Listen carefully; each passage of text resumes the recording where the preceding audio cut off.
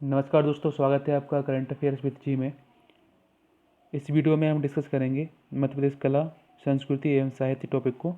मध्य प्रदेश की आगामी सभी परीक्षाएं MPPSC 2021, MPSI, मध्य प्रदेश पटवारी भर्ती, MP पुलिस कांस्टेबल, जेल प्रहरी, फॉरेस्ट आदि सभी परीक्षाओं की दृष्टि से यह टॉपिक काफ़ी महत्वपूर्ण होता है। तो चलिए शुरू करते हैं आज के इस वीडियो को। मध्य प्रदेश कला, संस्कृति एवं साहित्य। देखिए, सबसे पहले बात करें MPPSC प्राथमिक परीक्षा एवं मुख्य परीक्षा में इस टॉपिक को हम रिलेट कर सकते हैं। देखिए, बात करें प्राथमिक परीक्षा की तो इसमें यूनिट फर्स्ट से मध्य प्रदेश का इतिहास, संस्कृति एवं साहित्य में आप सीधे सीधे रिलेट कर सकते हैं इसको मध्य प्रदेश के प्रमुख साहित्यकार एवं उनकी कृतियों से। बात करें मुख्य परीक्षा में, देखिए मुख्य परीक्षा में इस टॉपिक से प्रश्न आते हैं। प्रथम प्रश्न पत्र के खंड आ से इकाई 4 से आप इस टॉपिक को रिलेट कर सकते हैं। देखिए, यहाँ से क्वेश्चन आते हैं मध्य प्रदेश के प्रमुख साहित्यकार और उनकी रचनाओं से। 3 अंक में यहाँ से प्रश्न आ सकता है। तो यह टॉपिक MPPSC प्री और मेंस दोनों की दृष्टि से काफ़ी महत्वपूर्ण है। भारत का हृदय प्रदेश मध्य प्रदेश। भारत का हृदय प्रदेश कहे जाने वाले मध्य प्रदेश में प्राचीन काल से ही एक गौरवशाली सांस्कृतिक परंपरा रही है। चाहे वह साहित्य का क्षेत्र हो, संगीत, रंगमंच, कला, सभी क्षेत्रों में समृद्धि के दर्शन हमारे प्यारे मध्य प्रदेश में होते हैं। विश्व की प्राचीनतम नाट्यशाला, खजुराहो के भव्य मंदिर, तुलसीदास का चित्रकूट, सांची के स्तूप, मांडू के महल, ग्वालियर का किला, यह सब आपको मध्य प्रदेश में देखने को मिलेंगे। प्राचीन साहित्यकारों की बात करें तो कालिदास, भर्तृहरि, बाणभट्ट की कर्मभूमि हमारा मध्य प्रदेश रहा है। खजुराहो के मंदिर में सबसे विशाल मंदिर है कौन सा? खंडारिया महादेव मंदिर है, मिलेगा आपको खजुराहो में। काफ़ी सुंदर मंदिर है। देखिए, इसका निर्माण किसने करवाया था? तो इसका निर्माण कराया था विद्याधर ने। खंडारी महादेव का निर्माण कराया था विद्याधर ने। चंदेल वंश के सबसे प्रतापी राजा विद्याधर, जिन्होंने खजुराहो के कंदारिया महादेव का मंदिर का निर्माण करवाया था। काफ़ी सुंदर मंदिर है कंदारिया महादेव मंदिर। इसको देख सकते हैं आप इस इमेज में। देखिए, अब देख लेते हैं MCQ फॉर्मेट के कुछ महत्वपूर्ण प्रश्न मध्य प्रदेश कला, संस्कृति एवं साहित्य से। देखिए, पहला प्रश्न है, मालती माधव के लेखक कौन है? ऑप्शन है भवभूति, बाणभट्ट, केशवदास, चौथा ऑप्शन है कालिदास। तो देखिए, राइट आंसर क्या हो जाएगा? मालती माधव के लेखक हैं भवभूति। देखिए, इनकी कुछ अन्य रचनाएं हैं, महावीर चरित्र, उत्तम रामचरित्र। और देखिए, कल्हड़ के अनुसार इन्हें कन्नौज के नरेश यशोवर्मन का आश्रय प्राप्त था और इनके बारे में कहा जाता है कि यह उज्जैनी के निवासी थे और इनका मूल नाम था श्रीकंठ। देखिए, दूसरा प्रश्न है, गजानन माधव मुक्तिबोध की रचना कौन सी है? ऑप्शन हैं कुमकुम, राखी की चुनौती, चांद का मुंह टेढ़ा है, भूत के पांव पीछे। तो देखिए, राइट आंसर क्या हो जाएगा? गजानन माधव मुक्तिबोध की रचना है चांद का मुंह टेढ़ा है। देखिए, बात करें इनका जन्म हुआ था 14 सितंबर 1917 को श्योपुर कला में। इनकी प्रमुख रचनाओं की बात करें तो देखिए, इनकी प्रमुख रचनाओं में नए निबंध, भूरी भूरी खाक धूल, एक साहित्यिक डायरी, नई कविता का आत्मसंघर्ष, यह इनकी प्रमुख रचनाएं हैं और इनका जन्म हुआ था 14 सितंबर 1917 को श्योपुर कला में।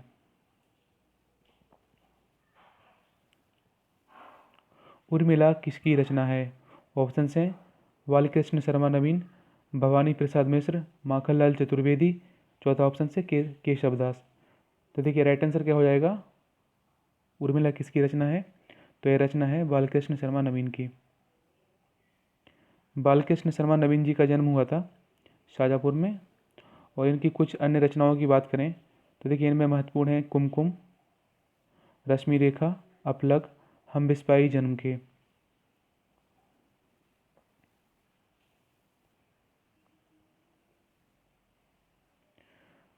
चकित है दुख किसकी रचना है?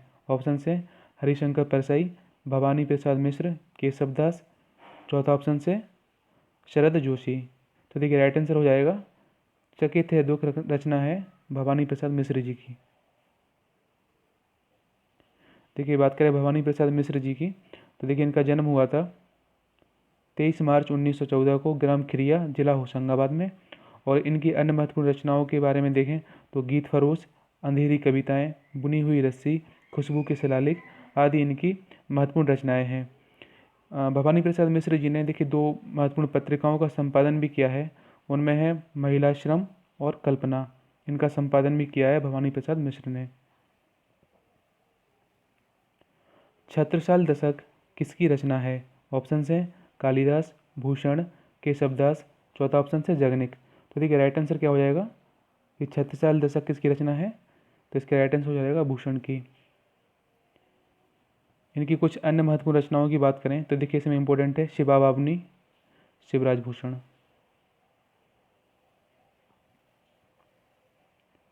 रानी नागफनी की कहानी किसकी रचना है? ऑप्शन है सुभद्रा कुमारी चौहान, भवानी प्रसाद मिश्र, हरिशंकर परसाई, चौथा ऑप्शन है जगनिक। तो देखिए राइट आंसर क्या हो जाएगा? रानी नागफनी की कहानी किसकी रचना है? तो यह रचना है हरिशंकर परसाई जी की। देखिए बात करें हरिशंकर परसाई जी की, तो इनका जन्म हुआ था 22 अगस्त 1914 को जमानी ग्राम होशंगाबाद में। और इनकी रचनाओं में कुछ महत्वपूर्ण अन्य रचनाएं भी हैं, जैसे हंसते हैं रोते हैं, जैसे उनके दिन फिरे, तट की खोज। और हरिशंकर परसाई जी ने जबलपुर से वसुधा पत्रिका निकाली थी और प्रहरी पत्रिका का इन्होंने संपादन भी किया था हरिशंकर परसाई जी ने। आला खंड किसकी रचना है? ऑप्शन है घाघ, शिंगाजी, जगनिक या केशवदास। तो देखिए राइट आंसर हो जाएगा जगनिक। आलाखंड रचना है जगनिक की, जगनिक। निम्नलिखित में से कौन सी बोली मध्य प्रदेश में नहीं बोली जाती? ऑप्शन है बघेली, बुंदेली, निमाड़ी, चौथा ऑप्शन है मगधी। तो देखिए राइट आंसर क्या हो जाएगा? निम्नलिखित में से कौन सी बोली मध्य प्रदेश में नहीं बोली जाती? तो देखिए बुंदेली मध्य प्रदेश में बोली जाती है, बघेली बोली जाती है और निमाड़ी भी बोली जाती है। ये ऊपर की तीनों बोलियां मध्य प्रदेश में बोली जाती हैं। तो इसका राइट आंसर हो जाएगा कौन सी बोली मध्य प्रदेश में नहीं बोली जाती है? तो है मगधी। मगधी बोली जाती है बिहार में। निम्नलिखित में से कौन सी रचना भवभूति की नहीं है? ऑप्शन है उत्तर रामचरित्र, मालती माधव, महावीर चरित्र या कादम्बरी। तो देखिए राइट आंसर क्या हो जाएगा? उत्तर रामचरित्र, मालती माधव और महावीर चरित्र ऊपर की तीनों रचनाएं भवभूति की हैं। और चौथी रचना यानी कि कादम्बरी, इसका राइट आंसर हो जाएगा यह रचना भवभूति जी की नहीं है। निम्नलिखित साहित्यकारों में से कौन मध्यकालीन साहित्यकार नहीं है? ऑप्शन है भर्तृहरि, केशवदास, पद्माकर या भूषण। तो देखिए राइट आंसर क्या हो जाएगा? राइट आंसर हो जाएगा भर्तृहरि। देखिए और बाकी सब केशवदास, पद्माकर और भूषण यह सभी मध्यकालीन साहित्यकार हैं और भर्तृहरि हैं प्राचीनकालीन साहित्यकार। निम्नलिखित में से किस कवि को भारत का शेक्सपियर भी कहा जाता है? ऑप्शन है कालिदास, भवभूति, माखनलाल चतुर्वेदी, चौथा ऑप्शन है भर्तृहरि। तो देखिए राइट आंसर क्या हो जाएगा? भारत का शेक्सपियर कहा जाता है कालिदास जी को। पद्माकर ने अली जाह प्रकाश ग्रंथ की रचना किसके दरबार में की थी? ऑप्शन है प्रताप सिंह, जगत सिंह, दौलत राव सिंधिया, चौथा ऑप्शन है रघुनाथ राव अप्पा। तो देखिए राइट आंसर क्या हो जाएगा कि पद्माकर ने अली जाह प्रकाश ग्रंथ की रचना की थी दौलत राव सिंधिया के दरबार में। शतकाय किसकी प्रसिद्ध रचना है? ऑप्शन है भवभूति, कालिदास, भर्तृहरि या बाणभट्ट। तो देखिए राइट आंसर क्या हो जाएगा? शतकाय प्रसिद्ध रचना है भर्तृहरि की। Bhartrihari is the right answer. देखिए बात करें भर्तृहरि जी के बारे में, तो इनके बारे में कहा जाता है कि यह संस्कृत के काफ़ी बड़े कवि एवं उज्जैनी के निवासी थे। और इनको कई विद्वानों ने उज्जैनी का राजा भी माना है। इनकी अन्य रचनाओं की बात करें तो भर्तृहरि जी की अन्य रचनाएं हैं श्रृंगार शतक, नीति शतक और वैराग्य शतक।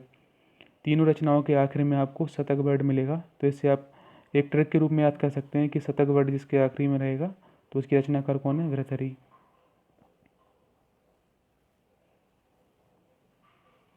कालिदास के किस ग्रंथ में दुष्यंत और शकुंतला की प्रेम कहानी का वर्णन है?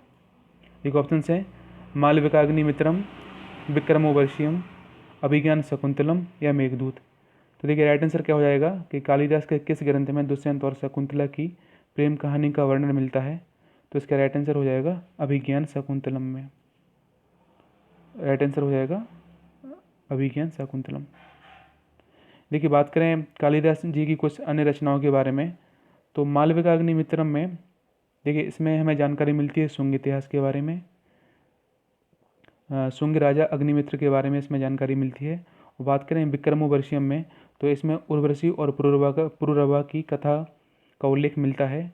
और मेघदूत में मिलता है एक विरही यक्ष का वर्णन है जो अपनी प्रियतमा को मेघ के माध्यम से संदेश भेजता है। गुलाबी उर्दू के जनक माने जाते हैं? ऑप्शन हैं शरद जोशी, मुल्ला रमूजी, सुभद्रा कुमारी चौहान, चौथा ऑप्शन है राहत इंदौरी। तो देखिए राइट आंसर क्या हो जाएगा? गुलाबी उर्दू के जनक माने जाते हैं मुल्ला रमूजी। राइट आंसर हो जाएगा गुलाबी उर्दू के जनक मुल्ला रमूजी।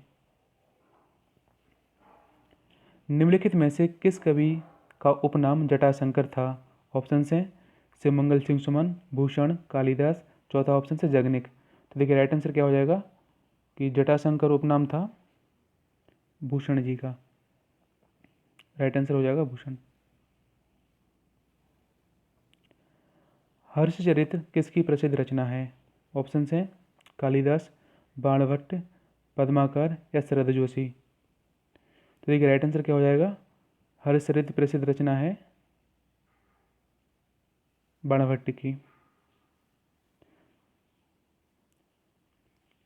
इसी मोड पर ख़त्म करते हैं इस वीडियो को। Thanks for watching this video. Like कीजिए, शेयर कीजिए और चैनल को सब्सक्राइब कीजिए। जय हिंद, वंदे मातरम।